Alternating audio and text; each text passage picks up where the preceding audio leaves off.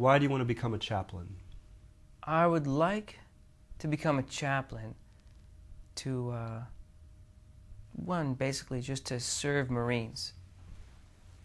I feel that combat is one way that I can serve a Marine. That I could be that guy who could keep my stuff wired, you know, in a very miserable situation, and keep taking the fight to the enemy. I've noticed in certain combat situations, you know, I've been scared to death, but you find that one guy, you know, maybe it's the lance corporal right next to you, or maybe it's the platoon sergeant or the platoon commander, you know, or the turret gunner, who's calm and cool and collected, and you just kind of feed off his confidence. And when the opposite of that's true, you know, the fear kind of multiplies, you know, and your mission kind of breaks down. You have to regroup. So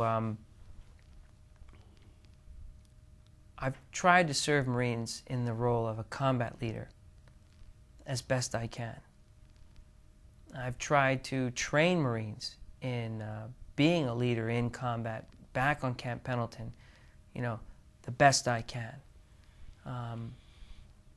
I started out as what we call a boot, affectionately, which is a junior Marine in this modern-day Marine Corps, and now, you know, salty, which means you're experienced. I don't feel like I'm salty. I feel like I'm old and crusty, you know.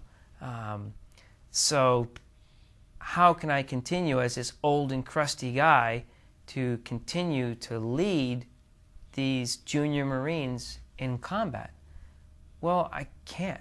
I think I would be, maybe I would be a liability. There's a little gremlin on my shoulder that says to me, don't be a chaplain. Go and try one more pump. Go to Afghanistan. You know, see if you can handle it. But another voice inside me is saying, well, hey, you've been there, you've done that. You've, you know, from a private all the way up to a staff sergeant who served in a platoon leader's role. Go on to something. Try something higher. And my conclusion was, well, maybe I'll try and become a chaplain.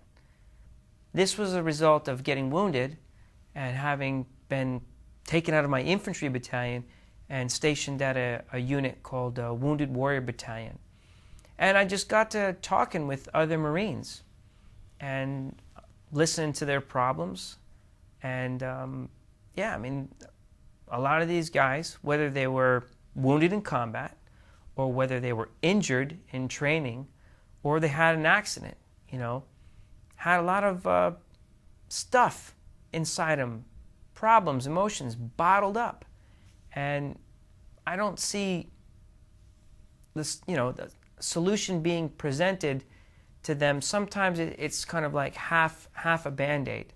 I really feel that, you know, if you break your bone, you can put a cast on it and it'll eventually heal.